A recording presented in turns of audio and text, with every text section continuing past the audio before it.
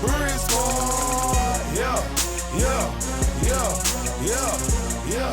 Hello, and welcome to the Brick Squad Pod inaugural episode. First of many to come, hopefully, here, coming live at you from the Duncan Student Center, second floor. Trey Cody here, alongside my fellow pod mates, so to speak. Fellas, you want to introduce yourselves? Henry Lytle over here to his left, over here, and very excited to be here to talk all kinds of sports action. You know, we got all kinds of recaps coming. We've got some lists coming. Got some great current sports news as well. It's going to be a fun time, and excited to hop back into the podcasting game. This will be my second attempt. Oh, here we go. At a podcast. We'll see if this one actually sticks for more than 2 episodes. I'll tell you what, I have a feeling it's gonna. What's up, guys? I'm John Carlo Donahue. We call him GC. GC over here. And yeah, I mean, I go to sleep well every night, knowing that my takes on sports are objectively correct. We'll see about that. We'll see. We'll see on that one. Yeah, GC. yeah. But well, you go take it away. Yeah. Well, this has been a long time coming. Little backstory on how the Brick Squad pod originated. Henry and I called a men's basketball game here at Notre Dame. We're all Notre Dame students. A couple months ago, and that blossomed into a discussion of, you know ball, I know ball. Let's start a podcast together. And then I got a text from GC over winter break about 2 months ago or so, month and a half ago, basically saying, I've been thinking about starting a podcast. What do you think? And I said, hey, let's collide these worlds and let's get something happening. Yeah, I mean, our number one goal here is have fun.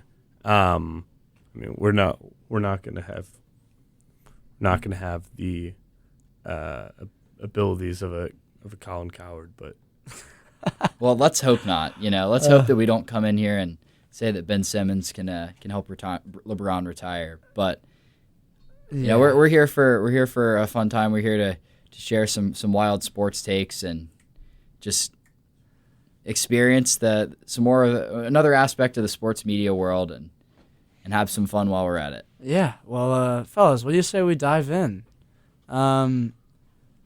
First topic of the day, Brick Squad pod. We're gonna be, we'll jump all over the place for the show, but basketball heavy for a lot of it. We got a bunch of hoops fans here. we're coming in at the right time because in the larger world of sports, it is officially 100% college basketball season. Yeah, and if you're listening to this at a later date, a big sports event took place last night that we'll get into later. But let's start with a little college basketball whip around on the men's side to kick things off. A lot of big games took place over the weekend. Number 1 and number 2 lost on the same day. Pretty wild. Auburn going down on their home court to the Florida Gators, and Duke in Dickie V's return to the hardwood. That video is something to see, and Dickie V helped the Clemson Tigers get it done on their home court to take down the number 2 overall Blue Devils. My apologies. Fellas, initial thoughts from the weekend? Well, we can start with Auburn here, the number 1 team. I'll give a little for both, but this Florida Gators team is something else to watch. They play with this underdog mentality, and looking here at the box score, they had 5 guys in double figures. They had, They had 28 points off the bench, up to 90. This offense is high-powered, and I think it really just shows everyone that Auburn is beatable. And so, obviously Auburn lost earlier to Duke this season, but they've looked a little bit untouchable, and to see them go down in SEC play, if you're familiar with Alabama's schedule either, Alabama's got 10 ranked games in a row, or they had 10 ranked games, or I think it starts actually this week. They have about 10 ranked games in a row. So the SEC is a slaughterhouse. Anyone can win at any point, and Florida showed you that they're a team that can go in and get a big time win, as well as the Clemson win is one for history. It seemed like Cooper Flagg both kept Duke in the game, but also lost them the game at the exact same time. If you tuned into that, he hit some clutch shots and then slipped, turned the ball over. We can't blame him. You can't for blame that, him. Man. It was all Clemson. At the end of the day, I think you got to give credit to Clemson, but it's pretty wild to see both top schools go down in the same weekend. Yeah, I mean, pretty incredible stuff. If you guys had to bet on one team right now to win the national championship, are you taking Auburn or Duke? Who are you more worried about? I'll tell you what, I'm going to go with neither. I'm going to pick the team I picked in the preseason, and you'll like this one, the Alabama Crimson Tide. And unlike 1 and 2 this weekend, they got a big-time win against John Calipari's Arkansas, the Razorbacks. They went in there, took care of business, got the job done, and moved up in the AP poll. They're ranked number 2 now, still behind Auburn. Well, Little surprising. They'll take each other on this weekend. I believe the first matchup is in Tuscaloosa as well. Yeah. And that is going to be – this is the first time that Alabama and Auburn have been ranked 1 and 2 and taken on each other, I think, in history. I don't think they've ever been ranked number 1 and number 2 and taken each other on. Alabama's even number 1 in the coaches poll. So it's neck and neck for these teams. Alabama's been a little more careless, lost a couple more games, or really just lost one more game. But, you know, both teams are coming a little shaky. I mean, Alabama won, but it wasn't the prettiest at times. Granted, it's away at Arkansas, who just took down Kentucky. But I think it's anyone's game. Yeah, imagine telling someone 10 years ago that the most important Iron Bowl of the year would be a college basketball game on a Saturday night. Wouldn't have believed it, to be honest, but here we are. You got to give credit to both of those coaches. I mean, Bruce Pearl's been at Auburn a long time. Former UWM head coach. Love any Wisconsin recognition we can get there. Nate Oates, also a Wisconsin guy. So we got some great Wisconsinites down in the state of Alabama, creating some great products. GC, to get back to your question there, I think I'd be more scared of Auburn. I think they're a more complete team. Con Knippel, another Wisconsin guy. Jeez, they're just all over the place. We're taking over. Cooper Flagg is obviously unbelievable and going to be the number 1 overall pick. Con Knippel's great. Tyrese Proctor had some veteran guard presence. That's nice. But you look at Auburn, and they can go 9 or 10 deep and not see much of a drop-off. And then you got a guy like Janai Broome, number 2 right now in the wooden race to Cooper Flagg, but they're neck and neck, in my opinion, at least. I think Auburn's just too tough. And when you're playing in a loaded SEC, like you're playing teams Florida, Alabama, Texas A&M now, I mean, it's murderer's row every single week. Yeah, to drop one, I'm not too disappointed. I'm not too scared of their future. For me, I'm going to go the other way. I'm going to go with the ACC. I trust Duke. Had just had their first loss in conference play. This is the first time they've started 12 They're in a 12 shitty and 0. conference. It's the first time that they started 12 and 0 in conference play since I think the last time they made the Final Four. I think it was Coach K's 2015 team that won the championship. You can fact check me on that one, Trey, but I'm pretty sure that Duke has not started like this in a long time. And granted, the ACC, a little bit of a down year. There are still some quality teams. And I trust Duke. In a bad game against Clemson, they still had a chance to win down the stretch. They played a bad game against Kentucky, had a chance to win. They finished the game strong against Auburn, and they won. And they already beat Auburn. So I trust Duke. I don't know, they're young guys out there, led by Flagg and Knippel and Malawak and some of the others, but I just think there's too much talent for Duke. And we saw Duke last year make the Elite Eight. There were 4 ACC teams in the Elite Eight. I just think there's too much. I just trust this team down the stretch, and I don't know that I can see Auburn catching fire in the same way that Duke can, just with all the talent. I'm gonna have to stick with Trey here. I think Auburn's probably the more complete team. I think down the stretch, you see Auburn's still got a balanced offense.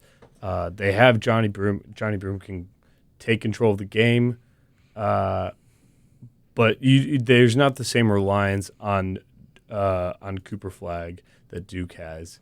Starting to get a little worried. I know it was a slip. It was a soft spot on the floor. But now we've seen all three of Duke's losses have come at the hands of turnovers by Cooper Flagg.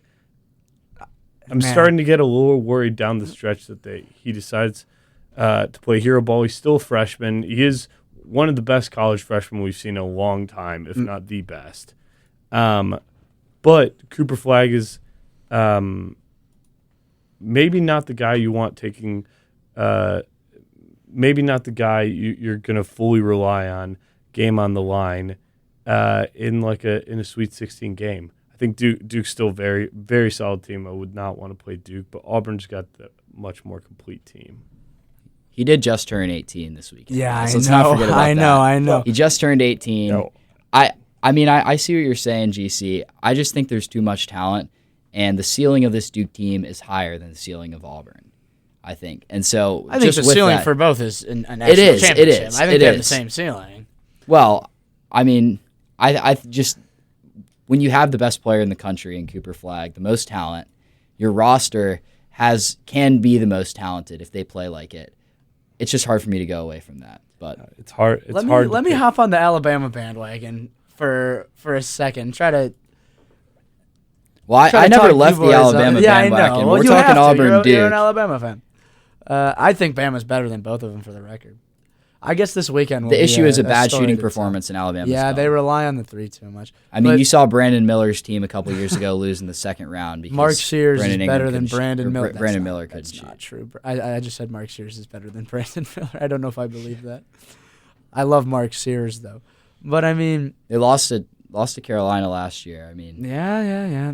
That was a hard game. This year they've lost at Purdue, at Mackey. We all know how tough a place to play that is, and that's earlier in the year, so that's whatever. They lost to Oregon at a neutral site. Oregon was on fire. They won 8. I think that was part of their 11-0 stretch or something. Yeah, they started really, really hot. That was at the Players era in Vegas. Notre Dame was part of that tournament. Please don't make me remember that. That was the championship. That was after beating both Houston and Rutgers. That Houston game went to overtime. Very big win for them. And then you look at SEC play, and they got one loss to Ole Miss, who Chris Beard's team sneaky good. They've just kind of been hovering between 18 and 25 for almost what feels like the entire season. Yep. I think they're gonna go on a run in the tournament. When they put it together, they got a lot going for them. Sean Padula, former Virginia Tech guy at the 1, adds a lot of depth to that backcourt. They just put up points, man. They really do. And Auburn can too, but then you can see an Auburn game against Tennessee where both teams go really cold. I guess the counter to that is if Alabama goes cold, we don't know that they can win a game. I just don't think they're going to go cold. So, yeah, and we've seen times where I think it was the win against Illinois. They put up 100 points, and Mark Sears went scoreless. I'm not sure if that's a sign, if that's a good sign or a bad sign that Mark Sears can go scoreless and they still put up that many points. But I think that's a very, very good sign. They're Alabama relying on one guy. Yeah, Alabama just has so much talent, and the way that they play, they allow guys to not have great games and to still win big. I mean, they just control the pace of the game, and I think Auburn's going to be an interesting test. They have not played a team with a star like Auburn yet with Janiah Broome. Broome is a tough player to guard, especially at forward position. It's going to be a handful for Grant Nelson this weekend. That's fair. That's fair. Grant Nelson, he bangs, but he's not Janiah Broome. No. Speaking of Alabama, and Henry, they got to coach Nate Oates. We were talking pre-show a little bit. Might be worried about him leaving. Let's move on to our second segment, fellas. Talking about some head coaching changes maybe on the horizon here in the college landscape. We can start with some noteworthy news from last week. Indiana head coach Mike Woodson stepping down at the end of the season. This feels like it's a long time coming. Friends with a bunch of IU fans, and they've been calling for his head for a couple of years now. I mean, when you have that much talent year after year after year, and you just don't produce the results, it's hard to keep your job. Indiana this year came in ranked around 16, depending on what poll you look at. but certainly within that top 20 range. And at the beginning of the season, it looked like they had some awesome offseason additions. They did. You get a guy like Miles Rice from Washington State, Omar Ballo from Arizona, one of the best pickup or highest rated pickups in the transfer portal at least. And you're going into the year thinking, man, hey, if they can't get it done this year, when are they going to get it done? You got Luke Goody from Illinois, just a shooter, and sitting right now at 14-10 on the year, 11th in the Big Ten, just lost to Michigan at Assembly Hall in Bloomington, and it's been quite the disappointing season. Yeah, I mean, well, on the other side, we saw Leonard Hamilton step down just about a week and a half ago. Was that 2 weeks ago from Florida State? I mean, guys are going to start stepping down throughout the season, and there's going to be more and more opportunities available. I read something on Nate Oates this week, what programs are going to go after him. And it's tough to say. I mean, Nate Oates originally left. He coached at Buffalo, right? And he got Buffalo to that 4 seed a couple times.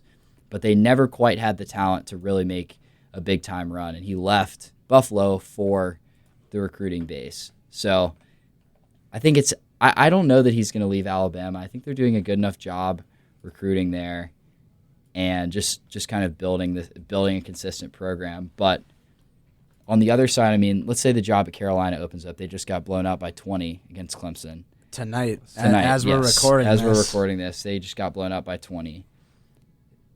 If the Carolina job opens up, do you consider? What do you guys think? No. I think plain and simple, no. This is North Carolina we're talking about. I mean, Indiana and Purdue's a massive rivalry, and I think one of the beauties about college sports, college basketball in particular, is how big of a factor these rivalries play. And you see this with Indiana, Purdue, and Duke, North Carolina. If you're not winning those rivalry games and the team is struggling, immediately these fans are going to want the coach's head. And I think Hubert Davis, with the performance they put up against Duke, I'm not so sure he's sticking around for another year. I think there's going to be also a lot of people that want the North Carolina job with the history they've got and the opportunity to beat Jon Scheyer and Duke. I think it's a no-brainer for a lot of coaches. If you're not leaving the SEC, the SEC in college basketball right now, who would have thunk it 5-10 years ago? But it's a gold mine right now. Earlier this year, we were talking about, is the SEC the best conference ever in college basketball? And it's got a case for it. I mean, right now they got 1, 2, 3 with Auburn, Bama, not to mention Florida. They've had 13 teams, I think, ranked throughout the season. We're looking at maybe 14 teams in the tourney if Arkansas can keep surging. Yep. Yeah, they're gonna get well over half the league into the tournament. And if you're worried about recruiting, I mean, you got 5-star Darian Reed last year. You got LeBaron Philon, who's been fantastic, really fun to watch. You got a great transfer portal class. You have everything that you need at Alabama. You don't need to go anywhere. You're coming off of your first Final Four appearance. You got all the talent in the world. You're a well-respected coach. You're getting paid very well. The only thing, I don't think he would go anywhere except North Carolina, and I really don't think he would want to go to a struggling ACC conference, even if it is the mighty Tar Heels, who have so much history in basketball, and you're replacing a lot of great names there. I don't see it. I really don't see it. I think the thing to consider is just things are changing now with NIL, and it's not really the same. It's not the same college basketball it once was, where the blue bloods are really carrying the sport. NIL has balanced things out, and right now the SEC teams have a lot of money, and these teams are, from their football programs and such, are willing to spend right now. And so I think other programs will start to catch up. But you look, Carolina has so much talent. They were preseason top 5. They have returning R.J. Davis, candidate for Player of the Year. They lacked big depth, but they had 5-star Ian Jackson, who's had multiple 20-plus point games. He's been great. You've got returners at guard as well, Cadeau, Trimble. Another Wisconsin guy. Carolina's very. I mean, it's a well-rounded team. There's no reason that this team. I'm looking here. They are 8th in the ACC behind Stanford. That is just unacceptable for North Carolina. Behind Stanford, SMU, and Wake Forest. Being behind Wake Forest and Duke, and I mean, thankfully they're not NC State, but they're in a tough spot, and that's another job that might go is NC State. I know Kevin Keats made the Final Four last year, but just signed I think a it was long-term just deal. I think it was just a luck. What? I think it totally was. It was a but lucky. he's gonna be. I mean, they locked him Virginia up for foul. at least a couple more. 2 and Virginia 10 in the fouls. ACC. 2-10. I mean, they're on an 8-game losing streak over there. The Wolfpack. Yeah, and you know who they beat? Notre Dame. Notre Dame, because that's right. everybody does. Well, should we flip it over now to Yeah, some speaking of Notre women's Dame, hoops? Yeah, we can head over there to some women's hoops. I was calling a couple of Notre Dame women's basketball games this weekend, but just running through some of these top teams for the women. You looked out. So Notre Dame had 2 monstrous wins this weekend. They beat Stanford, who was a Sweet 16 team last year. Granted, 4 of their starters are gone this year. They beat them by 49. It was not close. It was 50-15 at halftime, guys. Notre Dame held another team under 20 points. The women absolutely dominant. And then they turned around on Sunday and beat a ranked Cal team, number 21 Cal, by 39. It was an absolute massacre. And this Notre Dame women's team might be one of the best college basketball teams, men's or women's, one of the most dominating teams I've seen in conference play in a long time. Hannah Hidalgo is 2nd in scoring in the country at 26 points per game, 2nd in steals. This team just looks dominant. They've got 3 top 5 wins, don't forget, over UConn, Texas, and USC. And you kind of look down the women's top 5 ranking here, and the great thing about it is that all of these teams are playing each other for no reason this year. It's the non-conference games. They're playing each other. So UCLA, who's undefeated so far, they will be tested against USC, who's number 6 this weekend, as well as Texas picked up a huge win over South Carolina, who was number 2 ahead of Notre Dame. They're going to drop down to 4. Texas wins, but Notre Dame already beat Texas. So Texas is sneakily one of the best teams in women's basketball as well. Madison Booker is one of the best basketball players I've seen. A casual double-double against South Carolina, one of the top-ranked defenses in the country. And Texas is finding winning formulas. I just love what they're doing, and their defense has been really, really fantastic. They're averaging just around 80 points per game, and South Carolina is similar, but they held South Carolina just at 60. They're going to take on LSU, number 5, on Friday, so that's going to be a 3-5 matchup on Friday. And then, South Carolina as well, number 4, is going to take on UConn this Sunday. So we've got all kinds of mix-ups here in women's college hoops. It's fun. Who do we think is going to have a good shot tonight, guys? I mean, the women's landscape right now is just wild. You know, when Caitlin Clark left, kind of the thought process was, well, is all the hype going to be gone? And then you get stars. You get Juju Watkins. You get Hannah Hidalgo coming in and just and put some respect doing on Lauren everything. Betts. Yeah. Lauren Betts, fantastic as well. Flau'jae Johnson for LSU. Yeah. She's been around Don't 20 points. They're don't know if I 25 love and her. 1. Don't know if I love her rap career. No, me either. But they're 25-1 right now. LSU just making their first appearance in the top 5 this season. She's good on the court, and their only loss this year is to South Carolina. So that Texas game will be very, very interesting to see what happens. The good news, if you're an Irish fan, is all these teams are playing each other right now. Notre Dame went through Murderers Row earlier this year, beat USC on the road, and then hosted Texas and UConn, 3 top 10 teams. And top 5 teams at the time they played. Yeah, at the time, and just kind of wiped them out. The USC game, not close. Texas game went to overtime, but handled them in overtime. And Questionable call to send it to overtime. The Very, Irish should have questionable. won that game in regulation. Very but questionable. And then the UConn game, UConn was really never in it. Notre Dame led They almost dominated. wire to wire. Yep. Um, I think the mix for me, and obviously covering Notre Dame and being around it, I see it a lot, but I think the mix of Notre Dame having the best backcourt in the country with Hidalgo and Miles, as well as one of the best defenders, Citron, at the 3.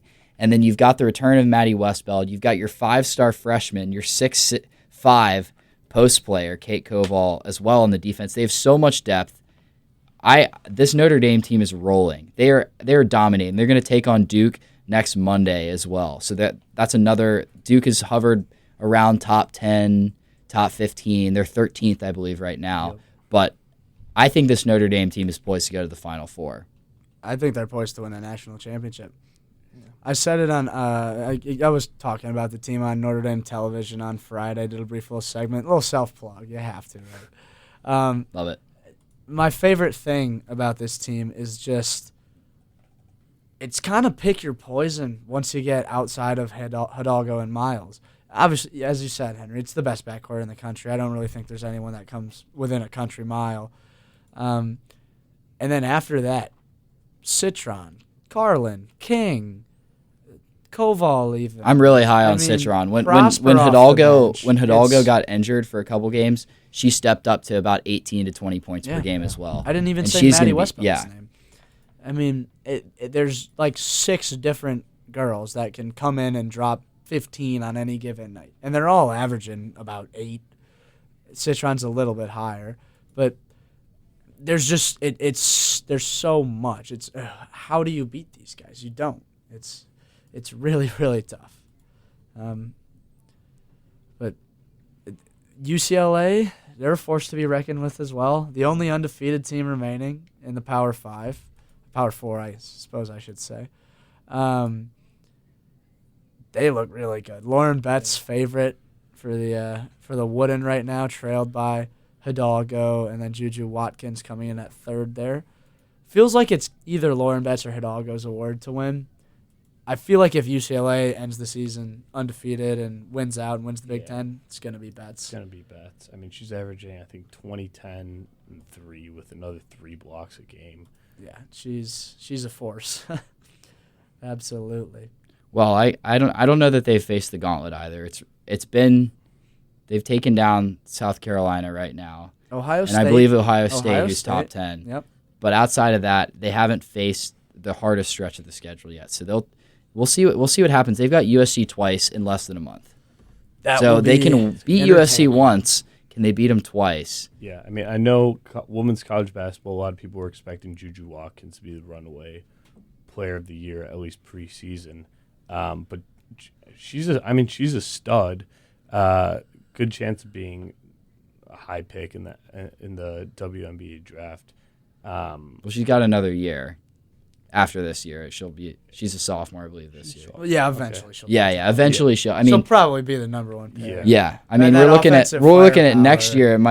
This year it's probably going to be Paige Beckers, and then next year it'll probably be Madison Booker. She's being looked at, and then Madison Booker or Watkins. There's all kinds of talent. I mean, you were talking about Booker's game earlier. It kind of reminds me of Paul George with just how fun to watch she is.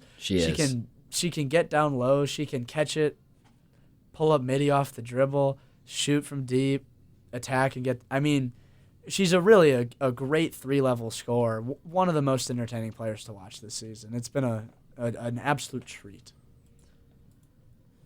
Absolutely. Well, should we take it on to the? Yeah, it's enough women's basketball. Yes.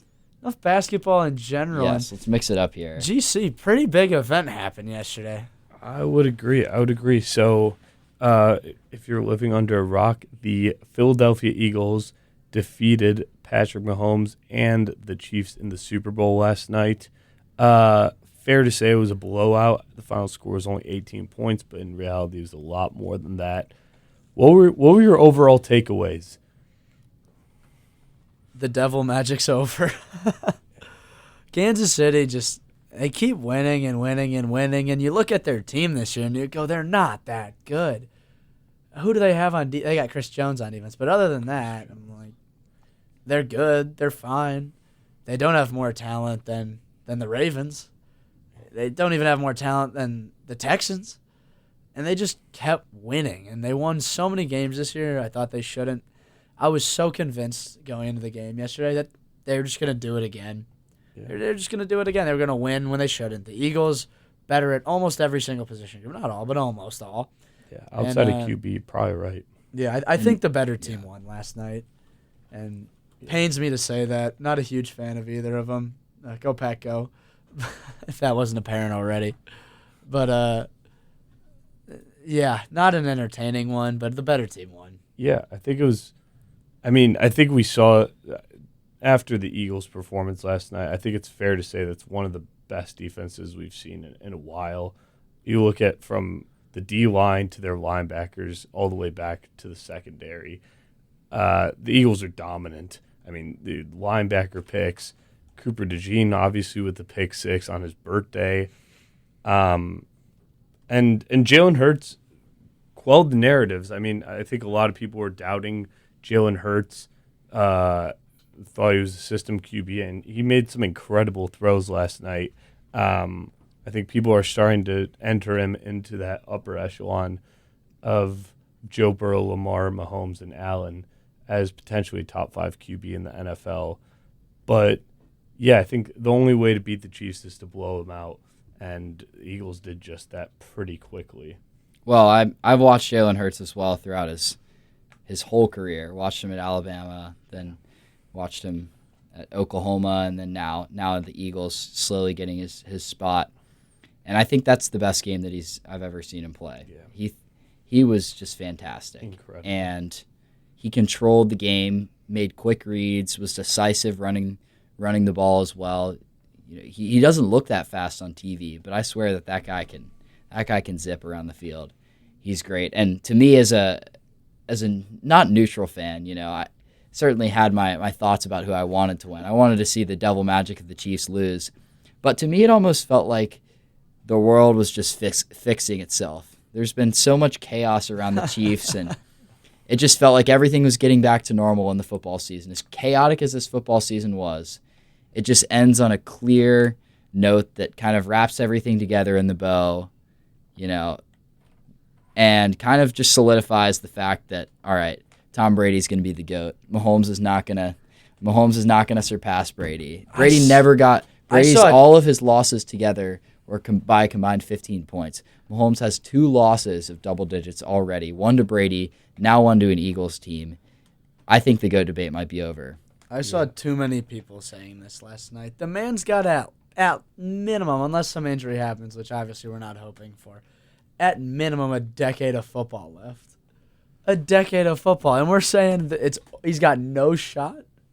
None? What if he gets to 9 rings? I'm going to say it's over. How? He's not getting to 9 rings. The issue also is he lost head-to-head with Brady. That's the argument. Brady's that I team give might have been a little better, but the head-to-head, it wasn't like it was a super close game. He did everything he could. He played a fine game. His team did not play well, but they got absolutely obliterated. I mean, it was not a close. It felt like this game. It felt like a repeat of this game. And almost you're instead of going against the Bucs defense, you're going against the 2015-16 Broncos in the Super Bowl where Von Miller won the MVP. You know. Yeah, it just wasn't really fun to watch. What I will say is me and my friends, we had a little watch party going on, and we did squares where you pick the score. And if Xavier Worthy did not get that garbage time touchdown, I would have won a large sum of money. Yeah. So best believe I watched till the very end, and I was not happy about it. Yeah, the one thing I will say about the Super Bowl, pretty clear, glaring issue to a lot of us was the score bug. Oh, it was awful. Why did they do that? Bug, I don't know if it was sponsored by Fortnite or what that was. That would have been maybe 2015 Fortnite out there. It was bad with I mean, my guess is that they had a plan and then they scrapped it at the last minute and just threw 2 rectangles on the screen. That's what it looked like. We need to get. How could you not have gone back to your other score bugs used throughout the regular season? I normally like Fox's graphics. Yeah. Fox I think they're okay. Yeah, they're not incredible, but they do a decent job. Yeah. And then to come out with that, minimalism is getting out of hand. The Super Bowl is not the place to experiment. It's The not. college football playoff graphics were different as well. Yeah. I think they tried to make it inventive, and it just didn't. It seemed okay to me. It didn't seem like there was anything special. If you wanna but make- certainly not bad. The Super Bowl graphics were outright awful. Horrible. They were terrible. Horrible. I mean, the quarterback's stats were in the corner of the screen, and they didn't show up against the players' jerseys. Against the white Chiefs jerseys, Yeah. you couldn't see the stats. Like, they were not outlined at all. It was some sort of transparent look they were going for, and it just flopped. I do not understand it. How does that pass a board meeting? How do you run through that and go, "Yep, this is what we're doing"? Show this to 400 million people. It's crazy. They should put like a normal people in these board meetings. Yeah, just Check it out. You don't gotta overdo it, man. But, Yeah. Okay. Another topic of conversation. What do we think about the halftime show? I'm a big Kendrick Lamar fan. I'm gonna give it a 6 out of 10. I was a little disappointed. I enjoyed the show. I was a little disappointed that it was a lot of new Kendrick, which I think a lot of people who were watching the show were either big time Kendrick fans and wanted to see some of his old stuff, some Good Kid, Mad City. That's what I want. Maybe throw some T-Bab in there, but and then a lot of people who are not Kendrick Lamar fans probably not converted necessarily by the performance. I will say SZA was incredible. SZA was great. She carried that performance by a mile.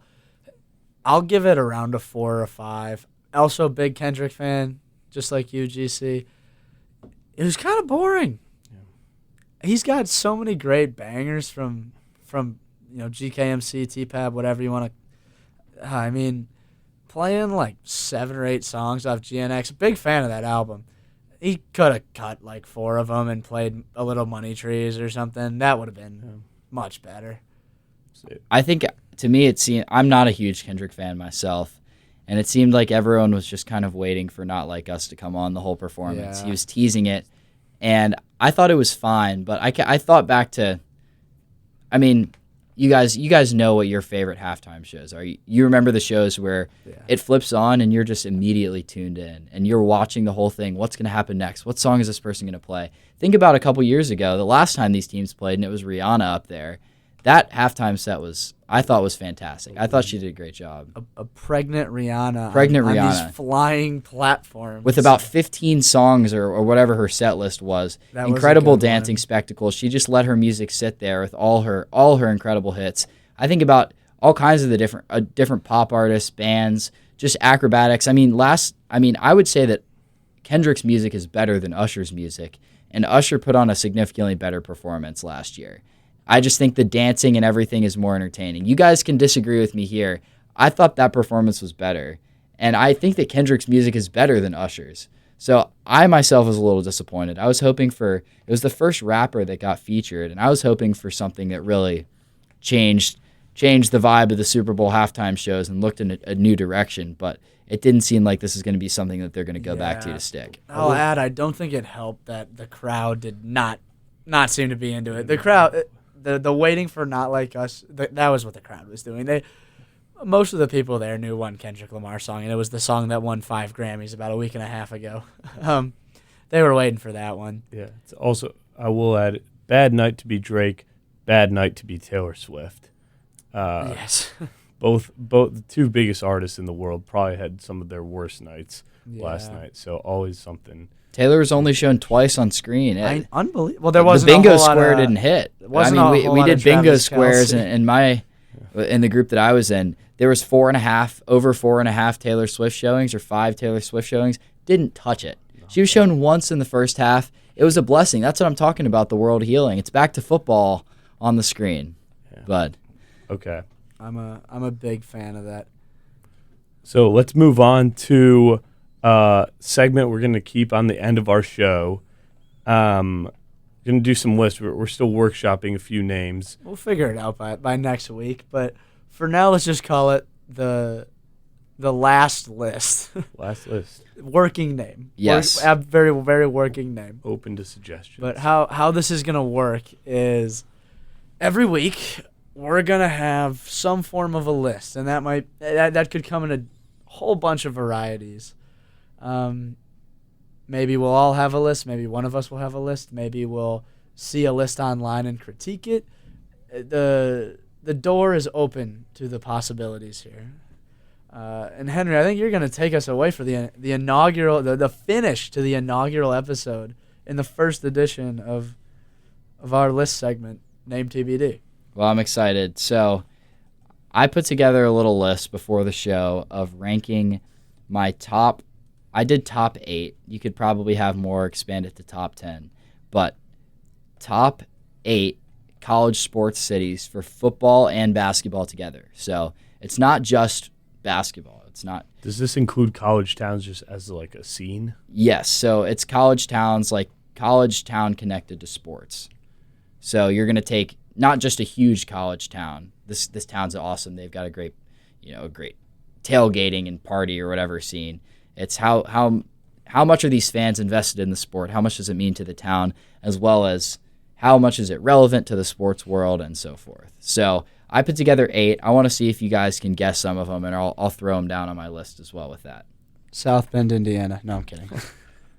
The football's there. The basketball will take a little while. But I'm not sure the culture with basketball is there. The culture and history with football is there. Yeah.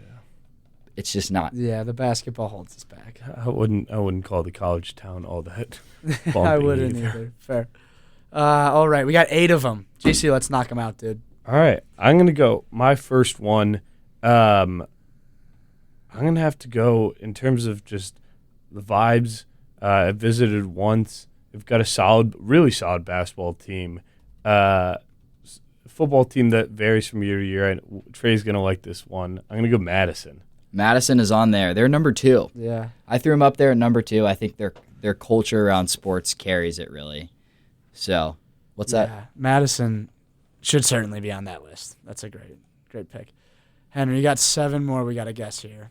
Yep. I'm very pro Big Ten. Give me East Lansing. Michigan State.